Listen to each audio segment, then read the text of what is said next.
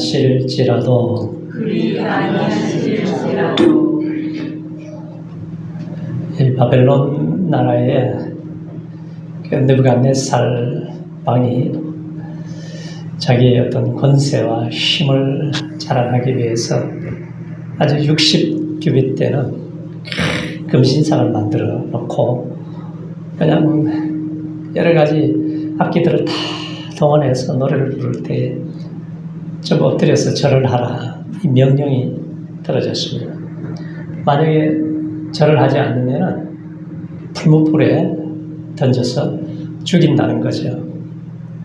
근데 그 크기가 얼마나 되냐면 높이가 한 30m예요. 그리고 이제 넓이가 한 3m. 제가 북한에 가면은 김일성 동상을 한 60규빗 정도 되는 걸로 지금 만들어 세워놨죠. 또 중국에 가면 모택동이 동상, 러시아에는 이제 스탈린 동상을 그래 세워놨어요. 자, 이때 이 두 나라 포로로 잡혀와 살던 사드락 메삭 아벳느고는 아주 신앙이 신실한 사람들이죠. 그들의 철저한 신앙이 뭐냐면은 우상을 만들지 말라. 우상에게 절하지도 말고 섬기지도 말아야 된다. 이 하나님의 계명을 범할 수는 없다는 것이 이들의 신앙입니다. 그런데 이방 나라 포로로 잡혀온 놈들이 도지사를 하니까 얼마나 시기하는 사람들이 많았겠어요. 그래서 딱 보고 있는데 이놈들이 절을 안 하는 거예요. 그래서 왕에게 가서 보고를 했더니 그래도 왕이 이 도지사 세 사람을 굉장히 인정을 하고 총애를 받고 있는데 그래서 불러서 얘기를 하죠. 야, 왜 너희들이 내가 세운 금신상에게 절을 하지 않느냐? 이제라도 너희들이 절을 하면은 내가 살려주겠다. 너희가 진즉 그렇게 하였느냐? 그렇게 얘기를 했더니 너희들의 신이 어떻게 구원을 할 수가 있겠느냐? 그랬더니 이 청년들이 뭐라고 대답합니까? 느부갓네살이요, 우리가 이 일에 대하여 왕에게 대답할 필요 없습니다. 만일 그럴 것이면 왕이여, 우리가 섬기는 우리 하나님이 우리를 극렬히 타는 풀무에서 능히 건져내시겠고 왕의 손에서 우리를 건져내실 겁니다. 자, 그리 아니하실지라도 우리는 절을 할 수가 없다는 거예요.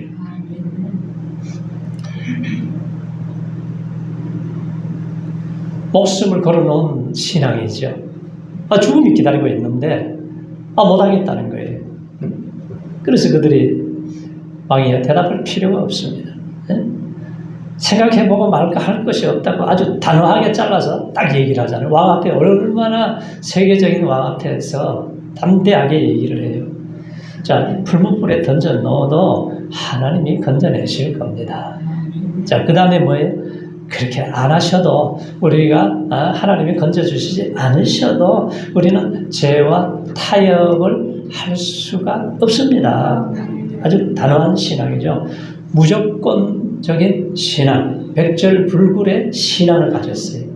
자, 생명을 버릴지라도 우상 숭배는 하지 않겠습니다. 정말 대단한 용감한 신앙이죠. 왜? 우리가 신앙을 바로 갖게 되면은 우상이라고 하는 것이 얼마나 이게 무서운 것인가를 알게 되면은 절대로 우상을 섬기지 않죠. 그래서 오늘 말씀을 통해서 하나님이 우리 각자에게 주시는 은혜를 받으시기 바랍니다. 첫 번째는 뭐냐면은 내게 죽음이 온다 해도 목숨을 걸고 하나님을 섬기겠습니다. 이 신앙이에요. 자, 사드락 메삭 아벳느고는 바벨론 출신이 아니잖아요. 그들의 친구로 총리가 된 다니엘도 마찬가지죠. 멀리 이스라엘에서 포로로 잡혀온 사람들인데 그럼에도 불구하고 왕의 총애를 받고 방백이 되고 총리가 되고 도지사가 되었으니까 이 본토베기 사람들이 얼마나 기회를 보고 넘어뜨리려고 하고 잡아뜨리려고 그러고 죽이려고 혈안이 되어 있는 사람들이, 자, 그러던 차에 그들이 시기하는 사람들에게 아주 좋은 기회가 찾아온 거예요. 근신상에게 절하지 않으면 죽인다. 그래, 이놈들 어느 정도 신앙인가 한번 보자. 보고 있는데 절을 안 하는 거예요. 만일 누구든지 신상에게 절하지 않으면 극렬히 타는 용광로 속에 넣게 타는 것이 발표가 되었는데 이들이 우상에게 절을 하지 않는다는 거예요. 왕 앞에서도 당당하게 얘기를 했습니다. 자기를 시기하고 질투하고 기회만 노리고 있는 사람들이 있다는 것을 몰라요? 알고 있어요. 자기가 공직에서 쫓겨나는 것도 알게 되고 심지어 펄펄 끓는 그 용광로 속에 들어가서 죽는 것도 알고 있어요. 그럼에도 불구하고 하나님만을 내가 섬기겠습니다. 자, 하나님의 말씀대로 살겠습니다. 우상에게 절할 수 없고 내가 우상을 섬길 수 없다는 거예요. 자, 그들에게 소위 상황 논리는 먹혀 들어가지가 않아요. 네? 자, 아마 이쯤 되면 어떤 사람들은 아이고 뭐 신앙생활 그렇게 무모하게 할 수가 있느냐, 그렇게 말할 수도 있죠. 어떤 사람은 적당히 머리에 숙여서 자기 자리를 보존하고 지혜롭게 살아가는 것이 좋지 않느냐. 상황 논리를 적당히 타협을 해서 자리를 지켜서 나라를 재건하고 신앙을 확신시키는 것이 또 애국자가 되지 않겠느냐. 뭐 이렇게 타협적으로 주장할 수도 있지만 그러나 사드락 메삭 아벳느고는 절대로 그런 신앙을 받아들일 수 없다는 거예요. 자, 결국 그들은 이제 체포가 되었어요. 느부갓네살 왕 앞에 끌려왔습니다. 단순히 하나님 한 분만을 믿는 신앙 때문에 총망받던 도지사 자리에서 이제는 죄인의 신분, 죽음이 준비된 신분이 되어버린 거죠. 자, 그래도 왕은 그들을 아끼고 사랑했기 때문에 그들의 마음을 자꾸 돌려보려고 애를 쓰지만 결국은 돌이킬 수가 없다는 것을 이제 알게 된 거죠. 자, 우리가 신앙생활을 하면서 이제 강공소에서 이제 고사를 지내잖아요. 돼지 대가리 갖다 놓고 이제 고사를 지내. 그것도 또 묻는 돼지, 좀 비싼 돼지를 갖다 놓고 고사를 지내면 그 예수 믿는 사람들도 보니까 넙죽절을 하더라고요. 우리는 우상과 타협을 해서는 절대로 안 되죠. 자, 하나님께서 우리에게 원하시는 삶은 그런 삶이 아니라는 거예요. 하나님 우리에게 절대적인 신앙을 요구하고 계신다는 거예요. 그냥 한 번만 믿어보는 것이 아니라 나에게 생명을 주고 나를 구원해 주셨으면 우리가 끝까지 하나님만을 의지하고 믿고 나가는 것이 우리가 다니엘과 같은 절대 신앙이 될 줄로 믿습니다. 두 번째는 뭐냐면 하나님을 바로 알고 믿는 신앙이었다는 거예요. 자, 본문을 보면은 사드락 메삭 아벳느고는 당시 세계 최고의 왕으로 불리웠던 느부갓네살 왕과 당당히 맞서고 있습니다. 16절 17절에 여기서 뭐라 그래요? 왕이시여, 왕이 우리를 보고 우상에 절하고 우상에 섬기라고 하지만 우리는 이 일에 대하여 대답할 필요가 없습니다. 설령 왕이 우리를 극렬히 타는 풀무에 던진다 해도 하나님이 우리를 건져내실 것입니다. 왕의 손에서 우리를 구해내실 것입니다. 당시 세계에서 가장 위대한 왕으로 불리었던 느부갓네살 앞에서 비굴함이 없이 당당하게 이렇게 얘기할 수 있는 것이 이게 참 대단한 신앙이죠. 보면은 비록 나이가 어려도 신앙이 바로 들어가고 신앙에 철이 들면은 세상이 감당할 수 없는 청년들이 되는 거예요. 지난번에도 왕이 꿈을 꿨는데 그 애굽의 박사 술객들 전부 다 불러 모아가지고 며칠까지 해석해라. 해석하면은 상을 주겠다고 그랬어요. 그런데 꿈을 해석할 수가 있나요? 못하죠. 그래서 다니엘도 죽이고 사드락 메삭 아벳느고도 죽이고 애굽의 유명한 정치인들 박사들 전부 다 죽여버리라고 했어요. 그랬더니 다니엘이 가가지고 왕이 성질이 왜 이렇게 급합니까? 나 좀 왕 좀 만나게 해주세요. 가가지고 얘기를 해요. 시간을 좀 주십시오. 우리가 꿈을 해석해 드리겠습니다. 왜? 왜 이렇게 당당할 수가 있어요? 기도할 수 있기 때문에 그러는 거예요. 기도할 수 있기 때문에. 그래서 세 명의 친구와 밤이 맞도록 간절히 기도하니까 하나님이 크고 비밀한 이상을 보여주신 거예요. 그래서 바벨론도 무너지고 메데바사도 무너지고 헬라도 무너지고 로마도 무너진다는 그 꿈을 쫙 해석을 해주게 되지 않습니까? 자, 이와 같은 경험이 있어요. 그래서 자기 자신의 백성을 보호하고 지키시는 하나님을 그대로 믿은 거죠. 자, 하나님이 펄펄 끓는 샘물 속에서 추상 같은 왕의 호령 앞에서도 자신들을 구해줄 수 있음을 믿었다는 거예요. 참 이 믿음을 보면은 참 대단한 믿음이죠. 자, 우리의 삶은 어떻습니까? 우리가 막 직장 상사 입을 한번 막 뻗치면은 예수님 나오다 그냥 쑥 들어가 버리잖아요.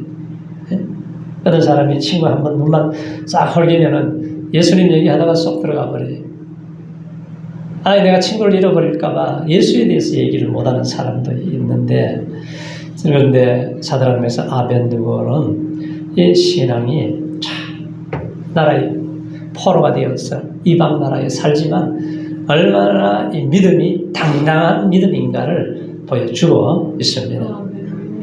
그 여의도 가면 63빌딩 가보셨죠? 그 빌딩을 지을 때 최순영 장로님이 간증을 했어요. 처음에 하나님 앞에 기도하기를 63층을 지을 수 있도록 도와주세요. 그런데 나라에서 허가가 나기를 15층밖에 못 짓다고 나와버렸어요. 그래서 계속 기도하면서 이제 기초공사를 해야 되는데, 만약에 이게 또 바뀌게 돼가지고 63층으로 짓게 되면 만약에 15층 기초공사를 했다가는 지을 수가 없잖아요. 그래서 지금은 15층밖에 안 된다고 그러는데, 하나님 앞에 기도하고 63층을 지을 수 있는 기초공사를 1년 동안 합니다. 그 기초공사비가 얼마나 들어가요? 100억이 넘게 들어가요. 그걸 해놨어요. 그리고 한 달, 두 달 계속 기도하면서 결국은 63층 허가가 떨어져서 거기다가 지었다는 거예요. 그리고 우리가 기도하는 사람들은 그래서 미래를 바라보면서 이렇게 준비하면서 할 수가 있는 거죠. 하나님을 더 많이 알면 알수록 우리 하나님을 잘 믿을 수가 있어야 됩니다. 히브리서 기자가 뭐라 그래요? 믿음이 없이는 하나님을 기쁘시게 못하나니 하나님께 나아가는 자는 반드시 그가 계신 것과 또한 자기를 찾는 자들에게 상 주시는 이심을 믿어야 할지니라 그랬습니다. 자, 하나님을 찾는 자들에게 상 주신 이심을 믿어야 된다는 거예요. 또 그들의 신앙은 18절에 그랬죠. 그리 아니하실지라도. 자, 18절 한번 같이 읽어보세요. 18절. 자, 시작. 그리 아니하실지라도 왕이여 우리가 왕의 신들을 섬기지 아니하고 왕이 세우신 그 신상에게 절하지 아니할 줄을 아옵소서. 자, 그들의 믿음이 얼마나 성숙하고 차원 높은 믿음인지를 보여주는 거예요. 자, 우리는 하나님께 조르기를, 하나님, 나를 도와주시면 내가 헌신하겠습니다.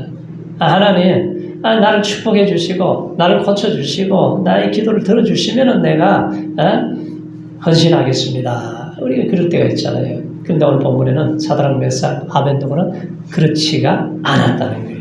왕이시여, 하나님은 우리를 풀무 속에서 왕의 손에서 건져주실 것이지만 설사 하나님이 건져주시지 않으셔도 왕이 세우신 신상에게는 절대로 절을 할 수가 없습니다. 하나님 이쯤 되면은 이거 세상에 감당을 못하는 사람, 하나님도 방관하실 수가 없죠. 하나님 그냥 둘 수가 없잖아요. 하나님이 간섭하시고, 하나님이 보호하시고, 하나님이 도와주시고, 하나님이 책임을 주셔야죠.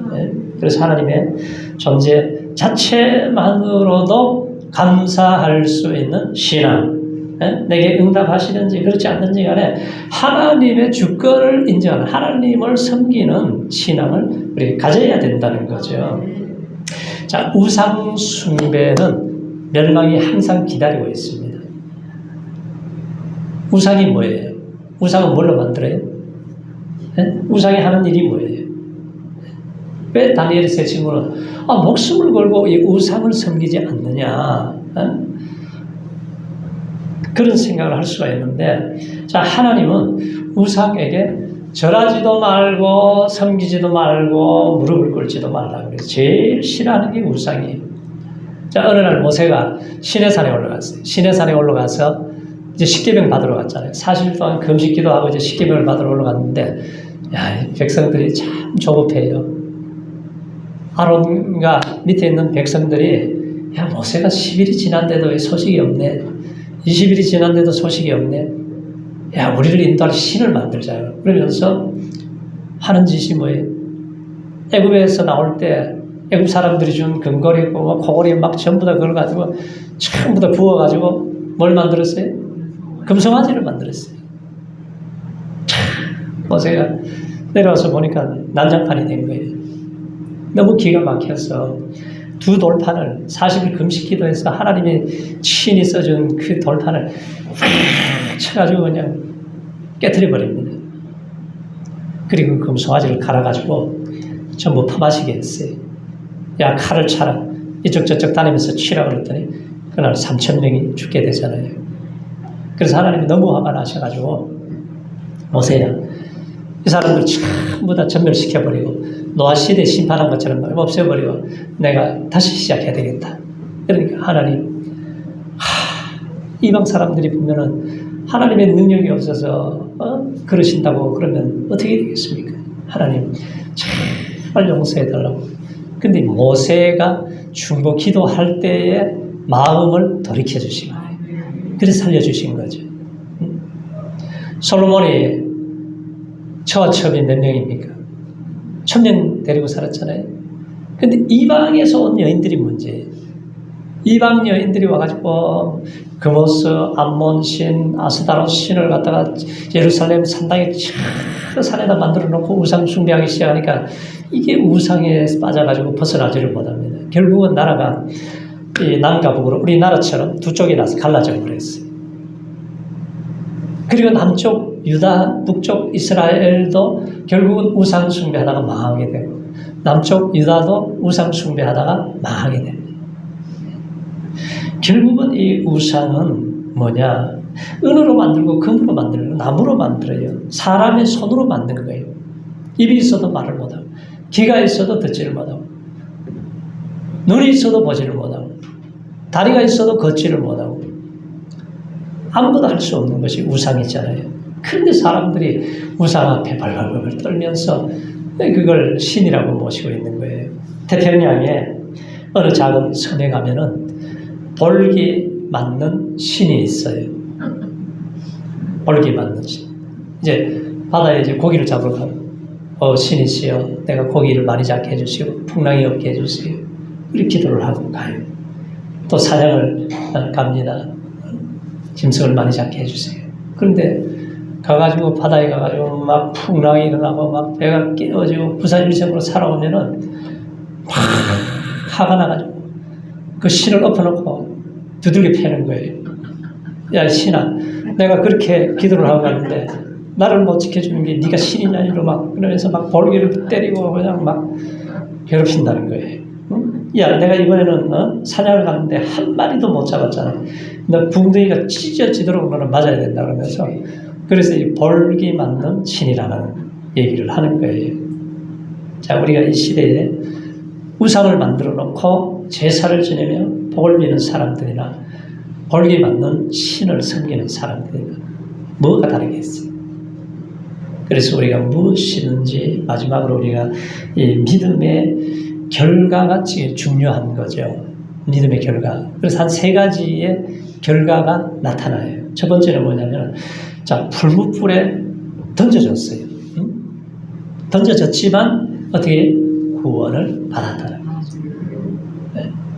이쯤 되면 우리는 풀무불에 던져지지 않기를 해결해 달라고 그렇게 우리에게 소원을 빌잖아요. 그런데 하나님의 계획은 따로 있었어요.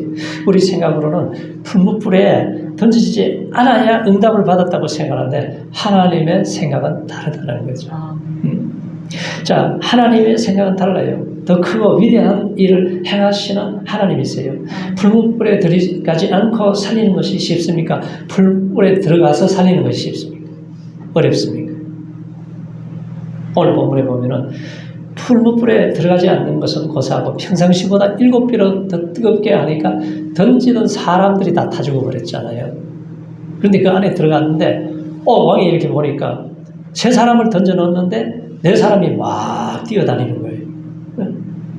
사드락 메삭 아벤노고야 이리 나와보라 그랬더니 머리털 하나 상하지 않고 그대로 다 나무에 이게 아주 왕이 기절할 일 아니에요.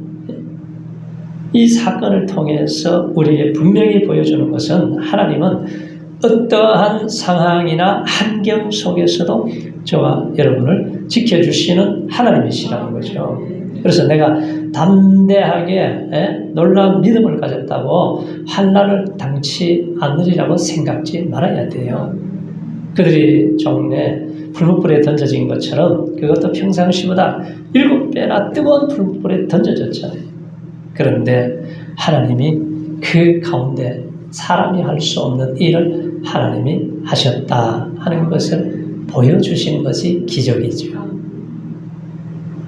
또 하나는 뭐냐면 하나님의 이름이 높임을 받게 해주셨어요. 하나님 믿지 않는 이방인의 왕이지만 느부갓네살은 분명한 어조로 하나님만이 참신이다라는 걸 자기 입으로 선포를 하게 만들어요. 뿐만 아니라 하나님을 경배하는 자는 그 몸을 쪼개고 걸음터를 삼아야 된다. 이방 세계에서 도저히 있을 수 없는 일이지만 사드락 메삭 아벤누고를 통해서 이 불문불에 들어갔기 때문에 하나님의 이름이 더 큰 영광을 받게 된 거예요. 애국 군대가 이스라엘 백성들 죽이려고 막 뒤에 쫓아올 때 하나님 뭐라 그래? 야, 걱정하지 마라. 애국 군대로 인하여 하나님이 영광을 받으신다. 그러잖아요. 또 하나는 뭐냐? 하나님은 그들의 지위를 높여 주신 거예요. 하나님만 섬기고 우상 거부하는 것은 망하는 길 같은데 흥하는 길이 된 거예요. 그래서 하나님을 섬기기 위해서 왕의 명령을 거역하는 것은 죽는 길 같지만 사는 길이다. 하나님의 삶의 현장에서 분명한 결단을 갖고 살아갈 때에 하나님께서는 우리 인생을 반드시 성공의 길로 인도하시는 하나님이십니다. 에릭 린드맨이 정신과 의사가 위기를 당했던 사람들을 조사를 해봤어요. 조사를 해봤는데 그 연구에 의하면은 위기를 당했던 사람들 중에 85%는 이 위기를 새로운 전기를 맞이하는데 나쁜 습관이 변화되어 버렸다는 거예요. 좋아지고 그리고 부부관계가 원만하지 못했던 사람들이 이 위기를 통해서 부부관계가 회복이 되었다. 그래요. 자, 위기를 겪음으로써 시간과 물질을 절약하는 삶과 또 위기를 통해서 신앙생활이 더 깊어지게 되었다는 거예요. 고난이 오면은 우리가 하나님의 음성이 안 들리는데 고난이 오면은 어떻게 확성기 같이 크게 하나님의 음성이 들려온다는 거예요. 그래서 위기는 분명히 새로운 축복의 기회로 삼아야 된다는 거죠. 인간의 최대 절망은 하나님이 일하실 수 있는 기회가 됩니다. 인간의 아무것도 할 수 없을 때에 우리가 기도하면은 하나님의 기적을 베푸실 기회가 되는 거예요. 그래서 위기의 때에 우리가 하나님을 신뢰하고 하나님을 의뢰하시기 바랍니다. 하나님의 손길이 함께 하시면 불문불 속에 들어가도 안전한 거예요. 요셉이 감옥 안에 들어가도 축복의 길이 열리게 되는 거고 문제보다 크신 하나님을 바라보세요. 홍해 바다보다 크신 하나님을 바라봐요. 그러니까 염려할 시간에 기도해라. 기도하고 절망의 시간에 감사하면서 기도해야 된다. 그러면 하나님이 크고 비밀한 일을 보여주신다. 그래서 우리가 살아도 주를 위해 살고 죽어도 주를 위해 죽나니 살아 죽으나 우리는 주의 것입니다. 그리 아니 하실지라도 우리는 하나님을 섬기겠습니다. 왜? 우리는 벌써 구원받은 백성이고 천국이 보장된 사람들이잖아요. 우리는 부활 신앙을 가지고 있는 사람들이기 때문에 이게 확실할 때에 우리가 다니엘처럼 사드락 메삭 아벳느고처럼 이렇게 살 수 있는 은혜를 주실 줄로 믿습니다. 할렐루야. 믿음으로 승리하시기를 축원합니다.